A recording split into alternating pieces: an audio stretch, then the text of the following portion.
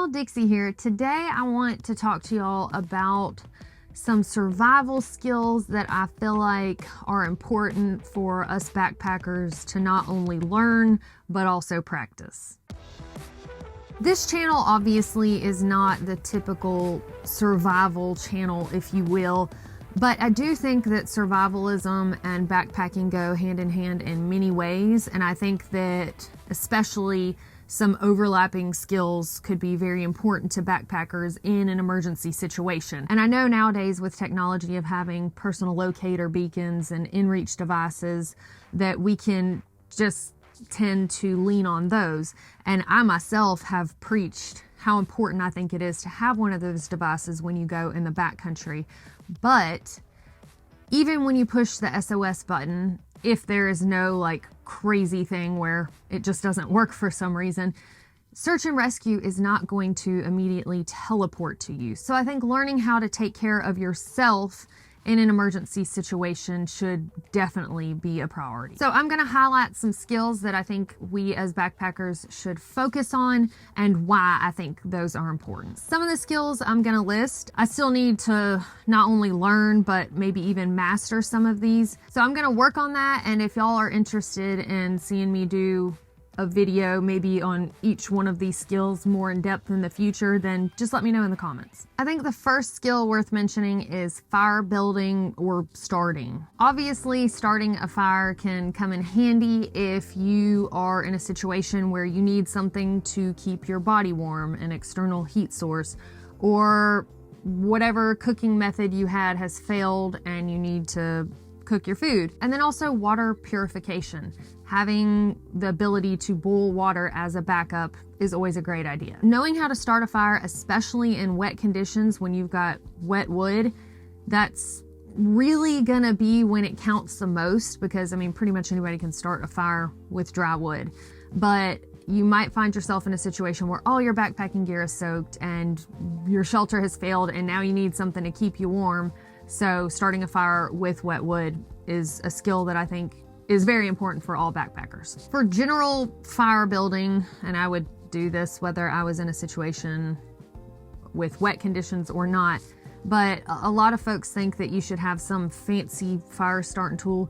A ladder is a great technology, and so I typically carry two of them, one as my main one, and then a backup in case something happens to that ladder, because having double ladders is not adding a ton of weight to your pack. Obviously, the basic skill of making a fire, you want to start with the tiniest pieces of wood that you can find, even some kind of kindling, you know, something like pine cones or dead pine straw, just something tiny that will light up quickly and easily. And then of course you build up to larger pieces of wood, but having something like a fire starter that will really get things going, like corn chips or hand sanitizer, those might be two things that backpackers tend to actually have on them. If you're not familiar with finding ladder knot, or also known as fat wood, in the woods, then I would recommend learning about that, because it's a great fire starter that you can find in nature. But in a situation where it's been raining and everything seems damp,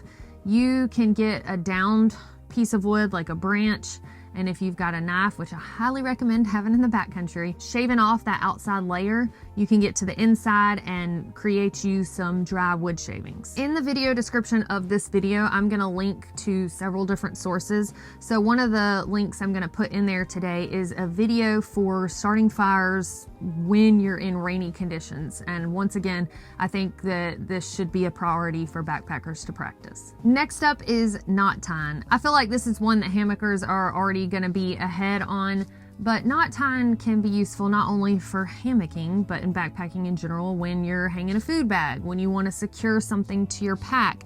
If you're in a situation where you need to tie two pieces of rope together to make them longer to either hang a food bag or to lower a pack down a steep incline, or even for some reason in a rescue situation. Being able to tie a knot that's useful for the situation you need it in is a good skill to have. Some of the basic knots that could be useful to backpackers are the taut line hitch for rigging a tarp because it allows you to loosen or tighten the line without having to untie your knot. The clove hitch, which is a quick knot that allows you to secure ropes like to a tree. A bowline knot is a secure knot that won't move, so this might be useful for tying a cord to a bear bag that you're gonna hang. Also a square knot, and this one will help you when you're tying two pieces of rope together, like maybe you need to extend the length of your rope or cord. Another skill I feel like backpackers should think about before they get out in the backcountry is knowing how to signal for rescue. I found myself needing this one when I was in the Sawtooth Mountains last year in Idaho. I had a situation where I needed search and rescue to come out to me, and the fastest way they could reach me was by helicopter. But sometimes search and rescue crews might be coming on foot, really just depends on where you are, the situation, etc. So knowing how to signal for them so they can find your location, but also for how to signal to other hikers if you're not able to call for search and rescue for whatever reason, or maybe you've been gone so long that somebody in your family has alerted search and rescue because they knew your plan and you haven't come back home yet.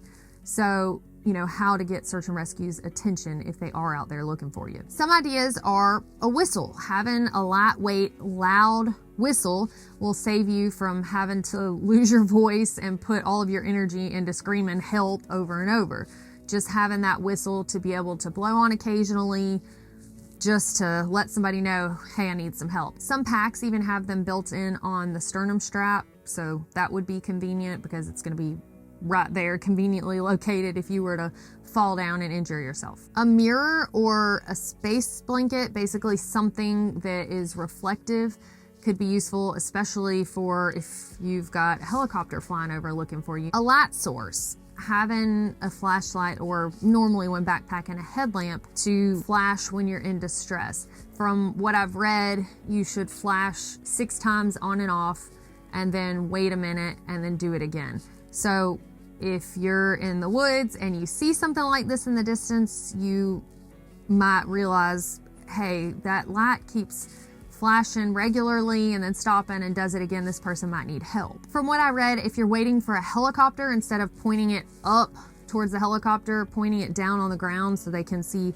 the light on the ground is best practice. And then also a light source like a fire. If you've got nothing else, all your batteries are dead, building a fire can help show your location at night. And finally, a GPS rescue beacon. And this is what I was talking about earlier. When you are in a situation where you need help, this really is the best tool that you could possibly have for making sure that somebody knows you're in trouble and giving them your exact location.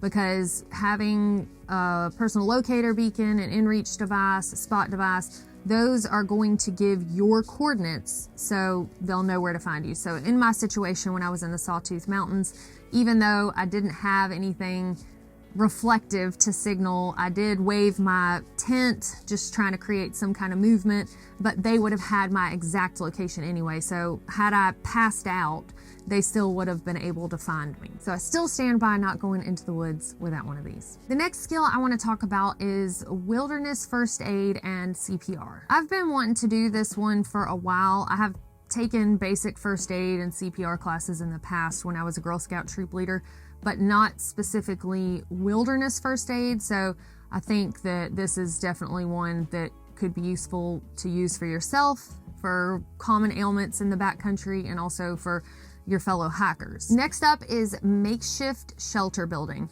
I know some of y'all might be thinking, well, what do I need to know how to build a shelter for? I'm obviously going backpacking, I'm gonna have a shelter on me. But I have seen situations where people's tents have been destroyed by whipping in the wind, you know, the nylon's just shredded. And then also hail can punch through different materials. So if you're in a situation for some reason where that happens and you need to seek some kind of shelter, having the ability to throw something together in the backcountry without any axes or crazy tools to make sure that you can keep yourself insulated and protected from the elements is a great skill to have. I don't personally have experience with this one, but thankfully I did see some pretty cool things on YouTube. There is one video in particular that I'm going to link to in the video description of this video that shows how to build a debris hut in an hour that will help keep you warm and dry. It was actually really cool, and I kind of want to get out there and try this one. Next is navigation. In today's world of technology, it seems kind of pointless to worry about a map and compass. And if I'm being completely honest, on all of the 10,000 plus miles that I've hiked, I have not had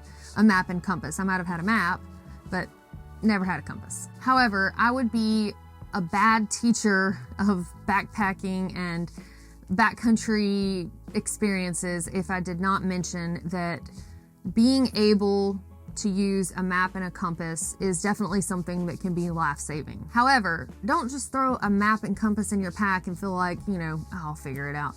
It's something that you need to be practiced with, that you need to actually know how to use and be proficient at to save yourself in a situation where you need that backup source of navigation. I have done this in the past, but it has been years ago before I ever got into backpacking, so I'm rusty at best. But I will put a video link in the video description if you want to learn more about this. The next skill I want to talk about is purifying water. I feel like most people who backpack, and maybe even those who day hike, already have this one in the bag.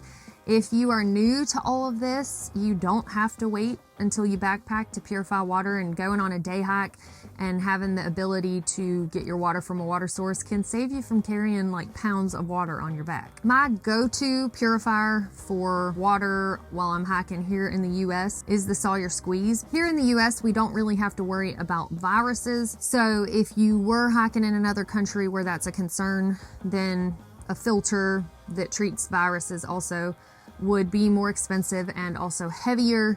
But for, again, the hiking that I do most of the time, the Sawyer Squeeze is just hands down what works best for me. Probably a better situation for worrying about viruses would be a chemical treatment, and there are also people who do that here on trails in the US commonly. The Aquamira drops I've seen quite frequently. Even household Clorox bleach can work as especially a backup. I don't like my water smelling like bleach. But with those options, you do typically have some sort of wait time, and obviously that doesn't get the sediment out of the water. Finally, as a last resort, boiling water is always an option. It's going to be fuel intensive and time intensive, but that's something that worst case scenario you can do. Pretty much if you boil the water for 5 minutes, you're going to kill anything living in the water that you need to worry about. I have covered this topic more in depth myself, so I will link to a video about all of this in the video description if you want to dig into it a little bit deeper. Next is sewing. It might not seem like this would be super useful in the backcountry, but I've had situations where I've split my britches. I've seen other folks need to repair gear using sewing. So what I like to do is take some floss with me, 1 for dental hygiene, and 2 to be able to repair any gear or clothing while I'm in the backcountry. I feel like floss is going to hold up better and be a little bit more sturdy than cotton thread.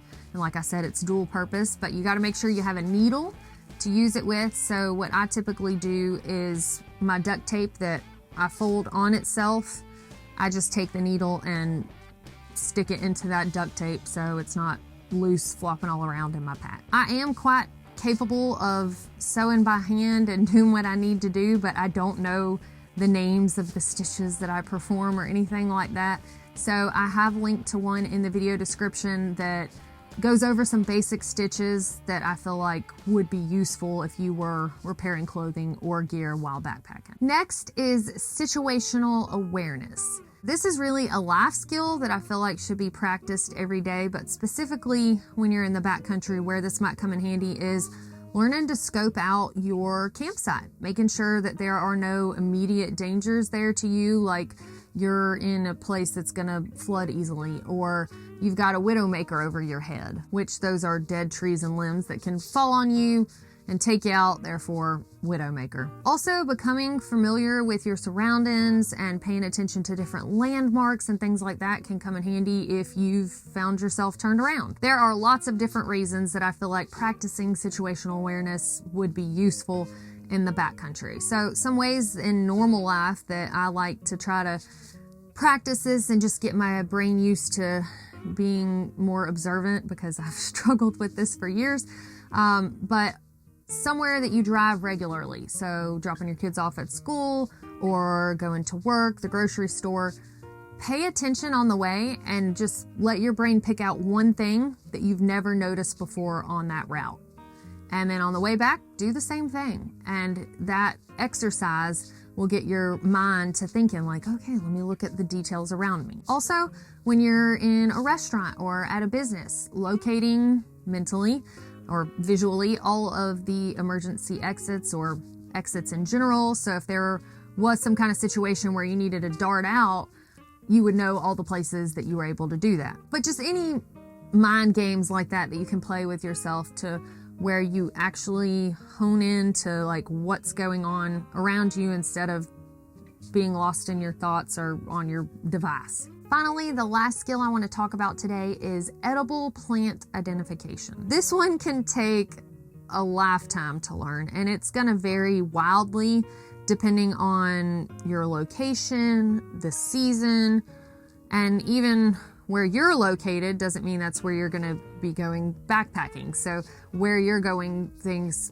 will be different potentially from where you live if you're going far away. But maybe make it a goal to research 1 or 2 plants that would likely be present during the season that you're going backpacking and in the area you're going to go to, and then see if you can find those while you're out there. I don't recommend actually ingesting anything unless you have somebody with you who's knowledgeable that can positively ID the plant, berry, or mushroom. Thankfully, I did have somebody around like that, multiple people on the Appalachian Trail who were able to point out different berries. We ate some ramps and then also chicken of the woods. So it was really exciting and I enjoyed it. Now, I'm not suggesting that you should do this so that you have the ability to go out and forage the entire time you're backpacking.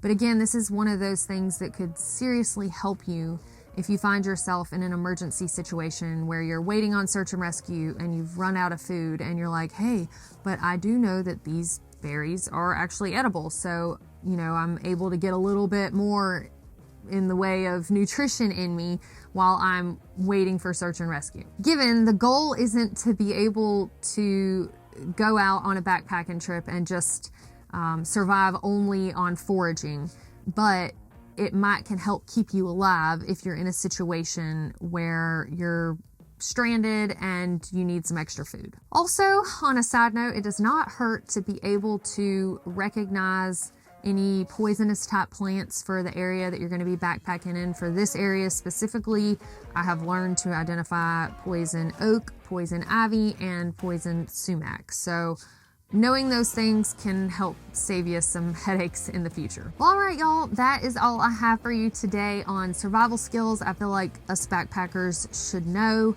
If you've got any more that you'd recommend, I'd love to hear your thoughts in the comments below. Thank y'all so much for watching. If you feel like this video was useful, don't forget to share it with a friend, and we will see y'all next time.